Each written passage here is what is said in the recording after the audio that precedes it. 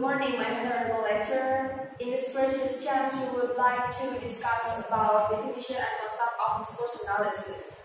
Well, we are from the first group, and the functions or the purpose in doing this presentation is to show the definition and also the concept of discourse analysis by the expert. And this is the outline. There are the outline that we would like to discuss today. The first is introduction, and the second one is about the definition and concept, and then the third one is the conclusion. But before that, before we do our presentation, let me introduce ourselves first. My name is Hadiani, and I'm as the first presenter. And I'm Putu Murtadewi as the second presenter. And my name is Putra Wulandari, and I'm as the third presenter. Well, without any further ado, let's go to the presentation. So for the first presenter, the time is yours. Thank you. Definition and concept of discourse. First, let us start with the question, what is discourse?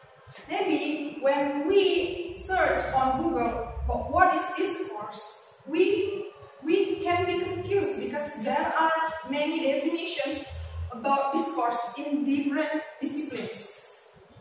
Actually, discourse is a huge field or a huge study which consists of several disciplines. And according to Dijk in 1997, he states that the exact notion of discourse is quite fun, since there are a lot of definitions and various definitions about discourse which depend on the discipline or study which being focused. Then, Dijk trying to define what is discourse. Then he notes that discourse is a form of language use. Now, in common sense definition, Dijk defined that discourse is a form of language use. A form of language use here refers to communication and interaction in spoken and written language about a particular context. Now, the example of spoken form of discourse are like public speeches, interviews, daily conversation, and here I have a video about a spoken form of discourse.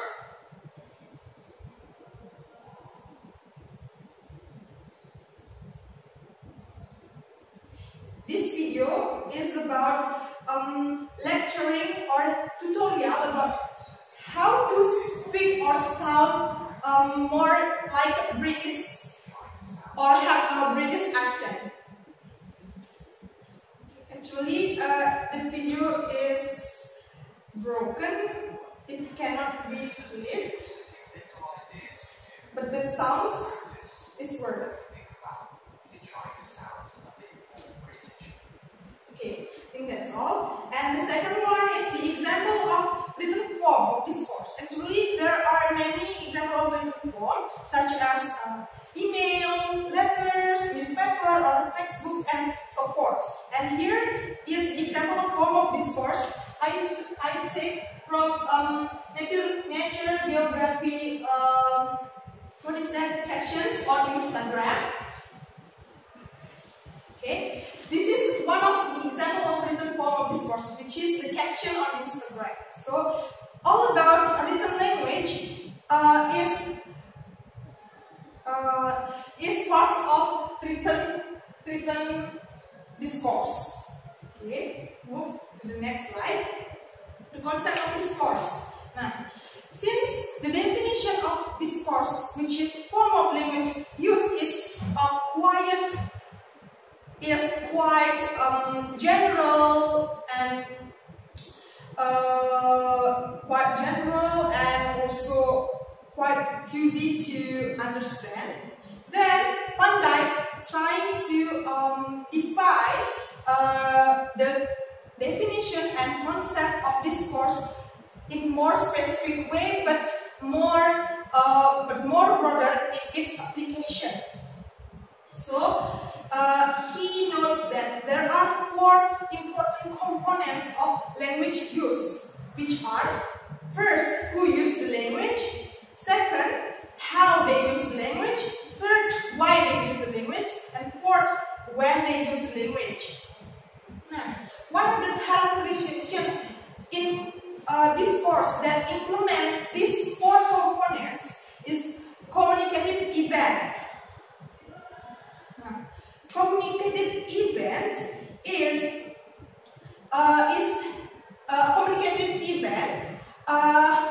the situation or events when people use the language to communicate their ideas, beliefs, and express of their emotion as part of more complex social events. For example, like phone call, meeting with friends, or writing or reading about reading textbook or newspaper.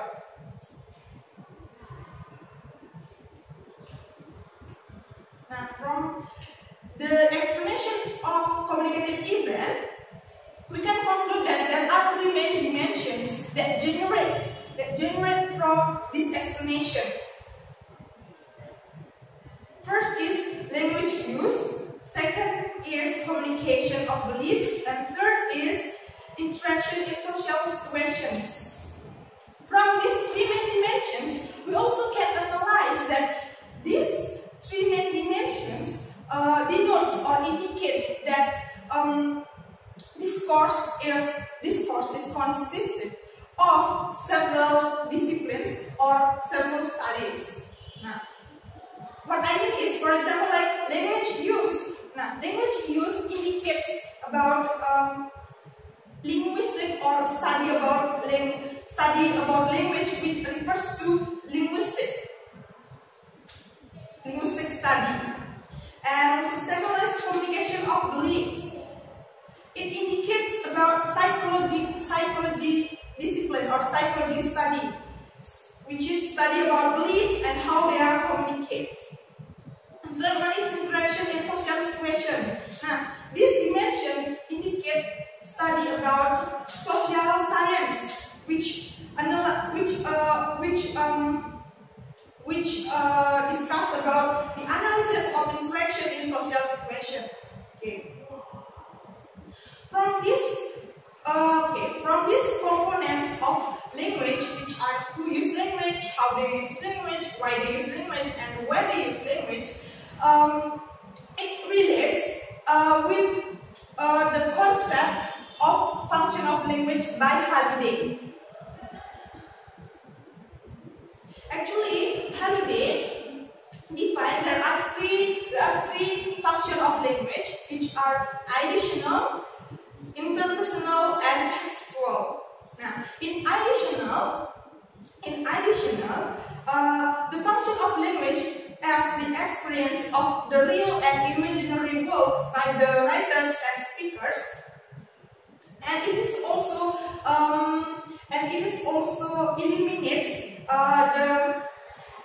illuminate situations and or event in the world such as the entities, action, process, and so forth.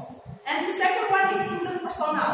Now, interpersonal is the function of language which denotes and establishes the social relation between the people.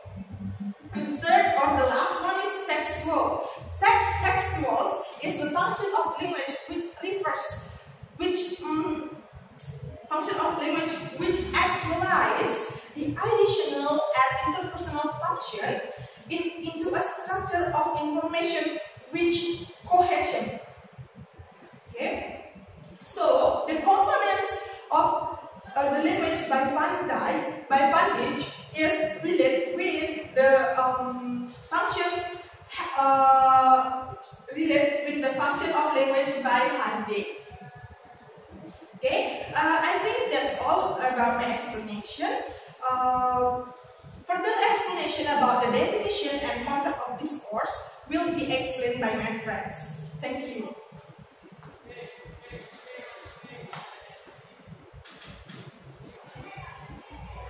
Yeah. Next is still about the concept and definitions of discourse analysis. But let's see from the other expert. This was just like the Schiffrin, Tannen, and Hamilton.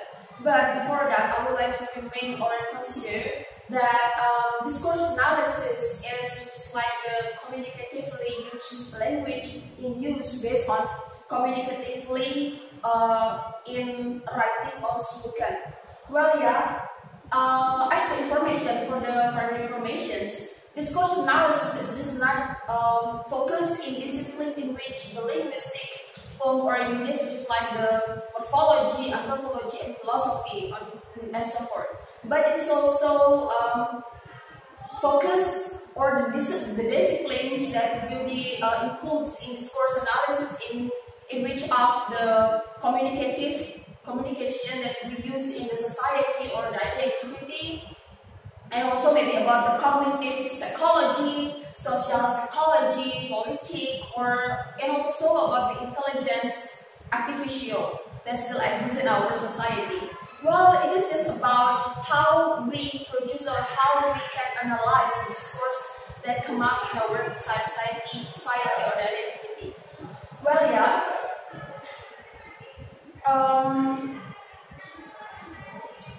As what I have said before, there is an expert. There are an expert that they definite or they have definitions about the discourse analysis, but they are divided that definition into three main categories.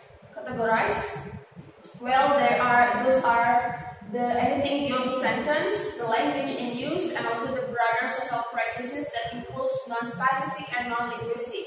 Further, I would like to explain the whole of the things that I have delivered to you. But we have to know what exact meaning of discourse itself. Well, best according to Fassel in 1990, it is about the definition of discourse. He mentioned that the definition of discourse is about anything beyond the language. So what is meant by anything beyond the language? Means that the things or the form of language that have been analyzed is not just in focus of linguistic units, but also the non-linguistic. So what the things or what they are? What are they? The non-linguistic, which is like maybe something in behind or beyond the linguistic form, which is like the morphology. Maybe this is, for example, which is like the social practices. So we can usually we heard about the social, about the politics, discourse of politics, or about the racism. So we have analyzed it in our daily activity. So unconsciously we just do this kind of discourse, but unconsciously we don't know. Looks like that. So well, yeah, back to the explanations of Schiffrin, Tennant, and Hamilton in 2003. The first is about the anything beyond the sentence.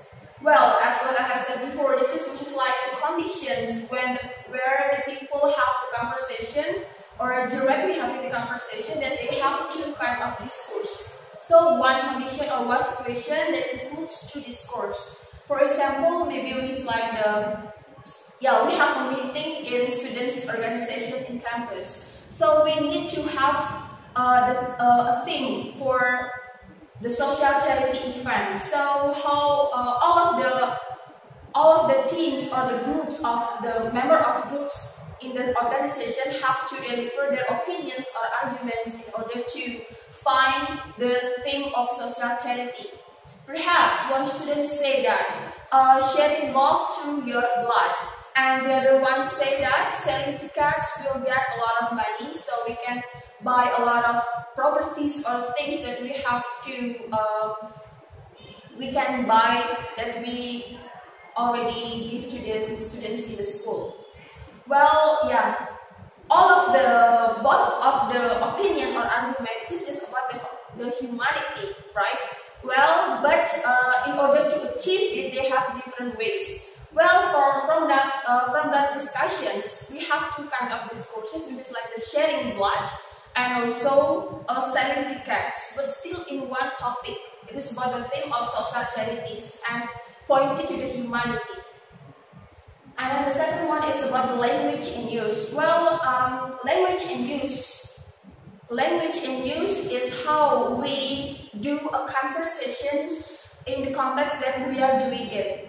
For example, maybe which is like me and my friends having a conversation in the cafeteria, then we start to discuss about the problems or the conflicts that still exist in our society. For example, like the conflicts between American and Iranian.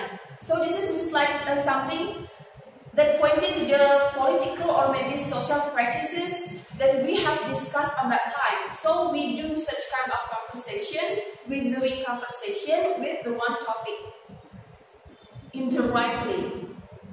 And then the third one is about the social practices, includes non-linguistic and non-specific. Yes, as what I have said before, the non-linguistic, for example, maybe to make sure for what I have explained before, maybe for the clothes, for what people are wearing, and maybe for the things that they are carrying with, for example, maybe phone, laptop, or bags, props, or anything that maybe they have bring on their own. It is about the non-linguistic thing, so we just discuss beyond the linguistic. As what I have said before, the linguistic form is just like the morphology, anthropology, and philosophy. So this is which is like something that we are known in our society or environment. Yeah, it's like the clothes or something that we are growing with, etc. So what is meant by non-specific? Yes, non-specific. As their name, non-specific means that we know something in general understanding. So this kind of terms we usually use when we want to produce something, right? Or we want to learn something but not in deeply.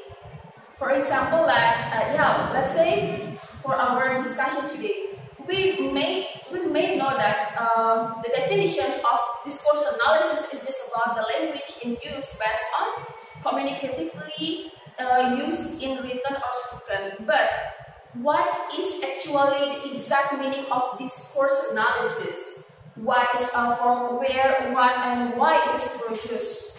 So we just know that in the general understanding for the definitions in that commonly known from the other people.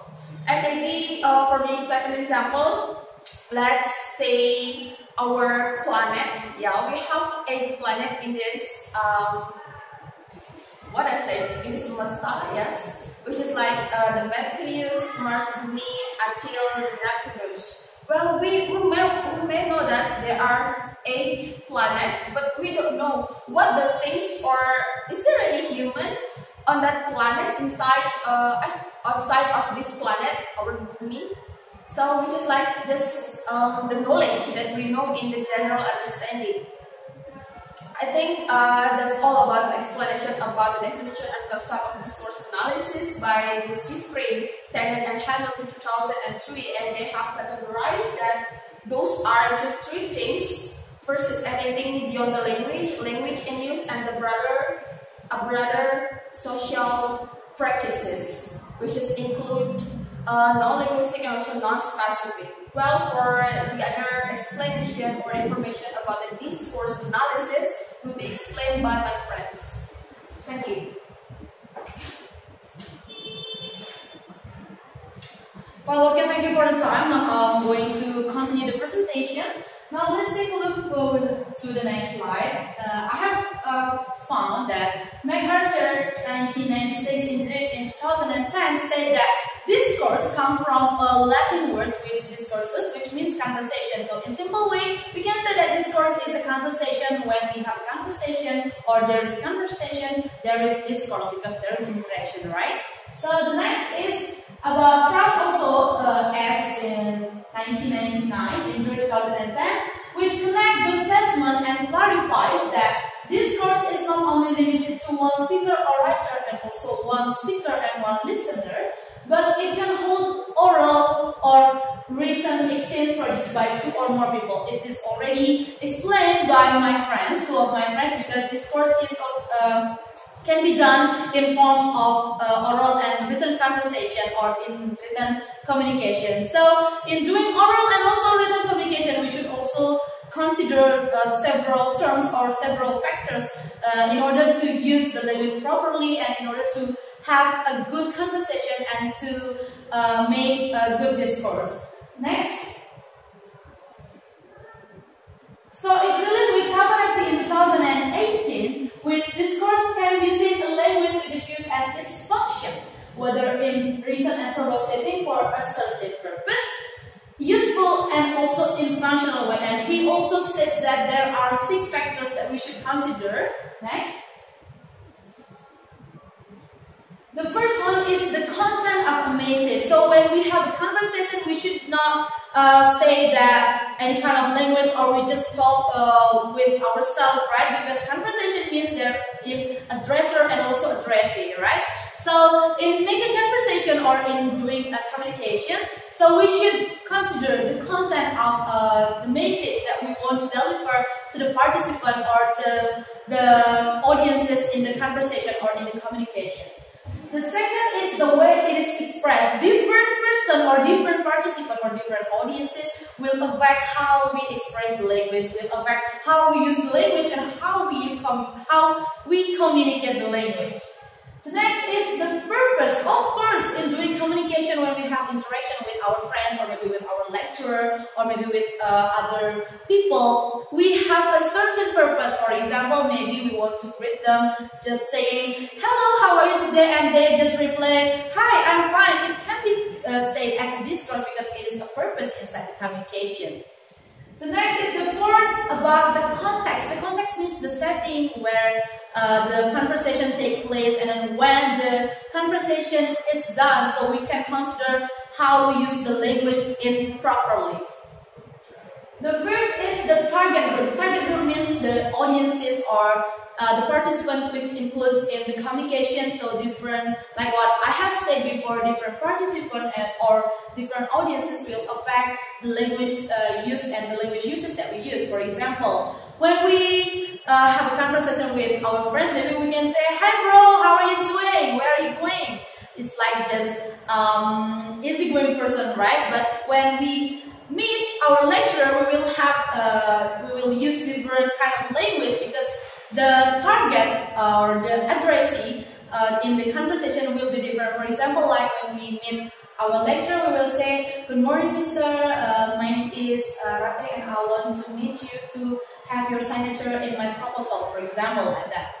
So the last is the effect. Yes, we should consider also affected by the conversation or the language that we done in communication with others. Like we will think that, okay, when I use this kind of language or this kind of sentences, the listener or the addressee will think that, "Oh my God, she is so rude," like that. So we should consider the language, and it is also related with theory, which comes from Dijk.